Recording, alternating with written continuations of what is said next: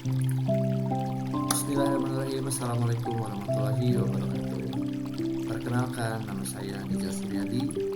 Saya calon guru penggerak angkatan 11 Provinsi Jawa Barat. Saya bekerja di SMA Negeri 4 Kota Tasikmalaya. Izinkan pada hari ini untuk menyampaikan beberapa hal untuk mendokumentasikan serta melaksanakan tugas demonstrasi kontekstual pada CGP angkatan 11 ini. Pada kesempatan ini saya akan menyampaikan beberapa hal terkait pendidikan yang berpihak pada murid berdasarkan pemikiran Ki Hajar Dewantara. Yuk kita simak sama-sama penjelasannya. Yang pertama, tujuan pendidikan. Kementerian Pendidikan Kebudayaan memiliki salah satu atau beberapa hal terkait tujuan mereka. Yang pertama, memperluas akses pendidikan bermutu bagi peserta didik yang berkeadilan dan inklusif, penguatan mutu dan relevansi pendidikan yang berpusat pada perkembangan peserta didik, pengembangan potensi peserta didik yang berkarakter, pelestarian dan pemajuan budaya, bahasa, dan sastra, serta mengarus utamakan dalam pendidikan. Dan yang terakhir, penguatan sistem tata kelola pendidikan dan kebudayaan yang berpartisipatif, transparan, dan akuntabel. Nah, ini adalah tujuan Kemendikbud. Nah, mari kita samakan dan mari kita sinkronkan dengan tujuan pendidikan yang disampaikan oleh Bapak Pendidikan kita, yaitu Ki Hajar Dewantara. Menurut Ki Hajar Dewantara, tujuan pendidikan adalah menuntun segala kodrat yang ada pada anak-anak agar mereka dapat mencapai keselamatan dan kebahagiaan yang setinggi-tingginya, baik sebagai manusia maupun anggota masyarakat. Nah, di sini tujuan pendidikan yang disampaikan oleh Ki Hajar Dewantara lebih kompleks lagi, bukan hanya menjadi atau mendapatkan ranking 1 di kelas. Nah, itu bukan satu-satunya tujuan pendidikan yang disampaikan oleh Ki Hajar Dewantara, tapi lebih daripada itu. Ki Hajar Dewantara menginginkan anak didiknya itu mencapai kebahagiaan dan keselamatan, baik itu di dunia maupun sampai nanti ke akhirat nanti. Nah, jadi Ki Hajar Dewantara sangat menginginkan bahwasanya anak-anak kita itu menjadi manusia yang bahagia untuk diri sendiri maupun untuk masyarakat, dalam artian bermanfaat untuk masyarakat. Nah, di sini bagaimana peran seorang guru dalam pendidikan? Guru sebagaimana seorang petani. Guru memelihara, guru memupuk dan membasmi ulat-ulatnya yang mengganggu tanaman serta perawatan lainnya.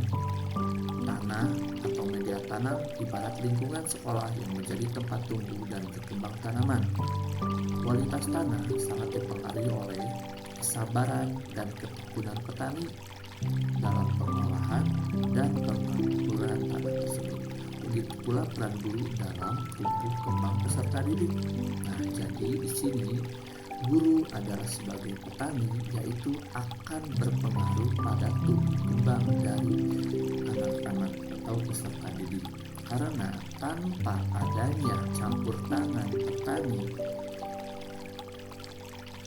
tanah akan menjadi rusak, tanah tidak akan menjadi subur, dan akan banyak ulat-ulat atau hama-hama yang masuk ke dalam tanaman kita. Maka dari itu, petani harus sangat telaten, petani harus sangat sabar untuk menjaga tanaman, untuk menjaga pohon yang sedang dia pelihara. Begitupun seorang guru harus menjadi seorang yang mampu membuat anak didiknya menjadi tanaman yang tumbuh kembangnya sangat baik. Itulah salah satu filosofi yang disampaikan oleh Ki Hajar Dewantara terkait peran guru dalam pendidikan. Selanjutnya, guru harus menuntun muridnya sesuai dengan kodrat zaman dan kodrat alam. Nah, bagaimana kodrat zaman dan kodrat alam itu saya sampaikan, yaitu yang pertama, untuk kodrat alam, Bapak Ibu guru harus paham bahwasanya seorang anak itu kodrat alamnya adalah bermain. Maka dari itu, seorang guru harus mampu menyampaikan pembelajaran dengan mengkombinasikannya dengan berbagai macam permainan. Karena kita sama-sama mengetahui bahwasanya seorang anak itu memiliki kodrat sebagai anak yang isinya adalah permainan atau bermain. Yang kedua, kodrat zaman. Nah, di sini sejalan dengan beberapa ilmuwan yang menyampaikan bahwasanya ajarkanlah anakmu sesuai dengan zamannya. Nah, maka dari itu seorang guru itu harus adaptif memberikan informasi dan pemahaman tentang perkembangan zaman. Nah, di sini saya menyampaikan, sini seorang guru memberikan pemahaman dan menggunakan alat-alat yang sedang berkembang di zaman sekarang. Nah, inilah dasar pendidikan yang disampaikan oleh Ki Hajar Dewantara, yang mungkin kita mengenal dengan istilah trilogi pendidikan Indonesia. Yang pertama, Ing Ngarso Sung Tulodo, yang kedua Ing Madio Mangunkarso, dan yang ketiga adalah Tutwuri Handayani. Nah, trilogi ini bertujuan untuk membuat anak-anak atau murid-murid kita selamat dan bahagia sebagai manusia dan anggota masyarakat. Kenapa seperti itu? Karena yang pertama, Ingar Satu Tulada artinya adalah di depan memberikan contoh. Sebagai guru, ketika kita sedang berada di depan, atau guru harus berada di depan. Untuk apa? Untuk memberikan contoh untuk anak-anaknya. Jadi seorang guru harus memberikan teladan kepada anak-anaknya dan sebagai contoh atau role model di kelasnya masing-masing. Yang kedua, Madya Mangunkarsa. Nah, ketika posisinya di tengah, guru harus menjadi seorang motivator, memberi motivasi yang membangun kepada anak didiknya. Jadi jangan sampai guru yang menjatuhkan semangat dari peserta didiknya. Dan yang terakhir adalah Tutwuri Handayani. Nah, ketika berada di belakang, guru adalah sebagai pendorong atau guru yang memberikan dorongan semangat kepada peserta didik. Di mana peserta didik sedang berkurang semangatnya, nah guru adalah sebagai orang yang pertama kali memberikan dorongan dan semangat agar peserta didik menjadi lebih semangat lagi. Nah, dengan terjadinya trilogi tersebut atau terlaksananya trilogi tersebut, maka kita berharap dapat mewujudkan pendidikan yang berpihak kepada murid. Nah, apa itu pendidikan yang berpihak pada murid? Mungkin kita sering mendengar istilah student center.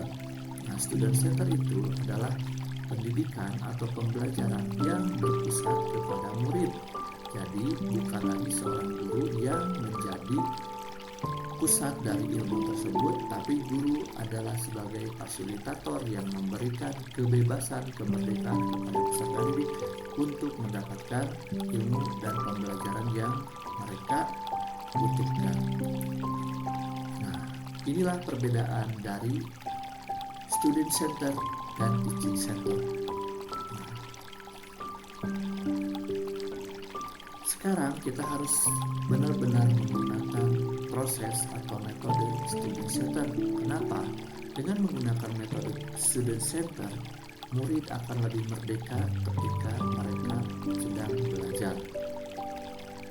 Tidak lagi mengandalkan semua ilmu yang ada pada guru, karena kita sama-sama pahami di dunia digital ini ilmu sangat banyak sekali.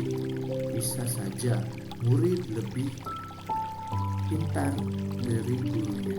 Bisa saja murid lebih mengetahui informasi daripada gurunya. Nah, maka dari itu, pada proses student center ini, murid akan mendapatkan motivasi, akan mendapatkan fasilitasi, murid akan mendapatkan dorongan, dan murid akan mendapatkan pedoman dari seorang guru. Jadi guru bukan salah satu-satunya sumber ilmu dari student center ini. Nah, dari Merdeka Mengajar ini, kita diharapkan seorang guru harus mampu melaksanakan proses pembelajaran yang berpihak pada murid, proses pembelajaran yang student center atau berpusat kepada murid. Lalu apa yang terjadi atau tantangan apa yang terjadi? Kenapa hari ini kita masih saja mendengar bahwasanya proses pembelajaran masih berpusat kepada guru? Inilah tantangan-tantangan yang terjadi. Salah satunya adalah rendahnya motivasi murid. Nah, tadi ketika kita sedang berada di tengah, guru kurang memberikan motivasi, maka dari itu murid pun akan kehilangan motivasi untuk belajar. Murid pun akan kehilangan motivasi untuk bekerja. Jadi di sini kita harus ingat trilogi pendidikan yang tadi. Di depan sebagai pedoman, di tengah sebagai motivator, di belakang sebagai pendorong. Yang kedua, kenapa masih terjadi proses atau masih terjadi pembelajaran yang berpusat kepada guru? Karena guru belum memahami dan memaknai pemikiran-pemikiran diajar lewat. Nah, di sini mungkin saya coba memberikan beberapa solusi kepada Bapak Ibu guru agar proses pembelajaran kita di kelas nanti yaitu menggunakan proses yang student center. Salah satunya adalah meningkatkan kemampuan guru dengan mengikutsertakan guru di berbagai pelatihan pedagogi atau bagaimana cara mengajar. Jadi Bapak Ibu guru harus semangat untuk terus belajar. Kita tahu, kita ingat apa yang disampaikan oleh Menteri Pendidikan kita, yaitu belajar sepanjang hayat. Nah, sebagai guru kita tidak boleh stuck hanya mengandalkan ilmu yang didapatkan di bangku kuliah saja. Kita harus terus belajar, menambah ilmu bagaimana caranya agar pelaksanaan pembelajaran di kelas akan lebih bermakna dan akan lebih dimaknai oleh siswa. Yang kedua, setelah pelatihan, guru akan dapat menggunakan metode dan model pembelajaran bervariatif. Karena dengan menggunakan metode dan model pembelajaran bervariatif, si siswa nanti akan lebih mampu belajar secara kolektif, mampu belajar secara student center. Beda halnya ketika kita hanya menyampaikan atau memberikan materi atau mengajarkan dengan model ceramah saja, itu akan membuat peserta didik kita akan kehilangan motivasi belajar dan akan mendapatkan stuck dalam proses pembelajarannya. Yang ketiga adalah guru selalu memberikan teladan yang baik kepada muridnya. Itulah solusi yang ingin saya tawarkan untuk kedepannya peserta didik atau proses pembelajaran dengan peserta didik ini menjadi teknik yang kita sebut tadi sebagai student center. Akhir kata, slide terakhir ini izinkan saya untuk menyampaikan beberapa hal. Yang pertama, tetaplah menjadi guru yang selalu menuntun muridnya, memberikan teladan dan memberikan pembelajaran yang berpihak kepada murid. Salam guru penggerak, bergerak, bergerak, menggerakkan. Terima kasih. Assalamualaikum warahmatullahi wabarakatuh.